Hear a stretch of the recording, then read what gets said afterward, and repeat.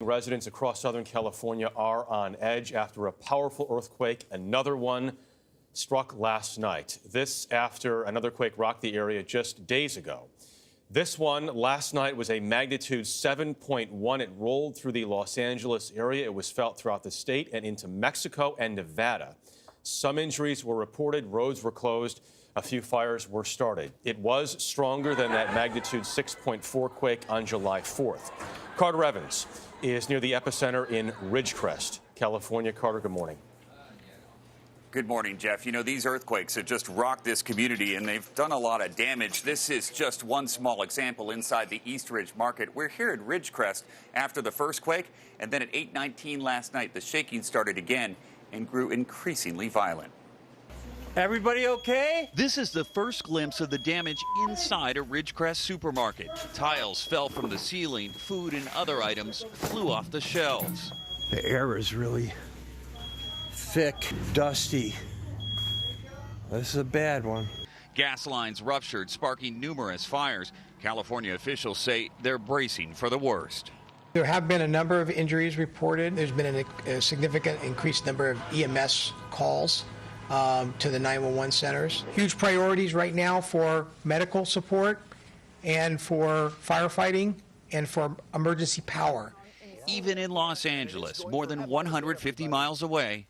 It continues this is a very strong to rattle earthquake. pretty strong here. 8:21 here on the air. We're experiencing very strong shaking. Wow. I think we need to get under the desk. All right, we're going to go to break. We'll be right back after we'll be right this. Back. Wow. The magnitude 7.1 quake came just one day after Thursday's 6.4 jolt, which at the time was the largest earthquake to hit California in 2 decades. That quake turning life into chaos without warning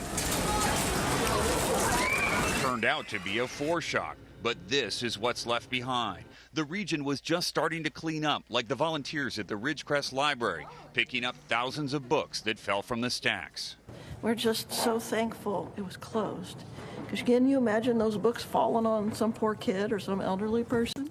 The library was also closed when last night's quake hit. Elsewhere in Ridgecrest, security video captured the shaking at a laundromat and inside this convenience store. The tape stops as the power cuts out.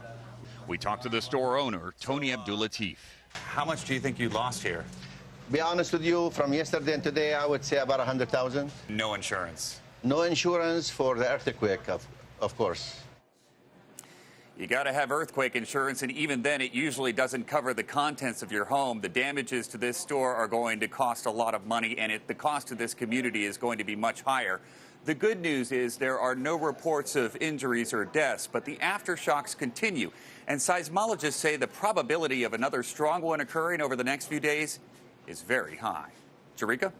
Wow, that's so scary. Carter, thank you. To give you an idea of just how far away the quake was felt, here's a look at the roller coaster at the New York Hotel and Casino on the Las Vegas Strip. It was shaking. You guys can see that right there during the quake, which was about 200 miles away. Also in Las Vegas, the opening night of the NBA's Summer League had to be postponed.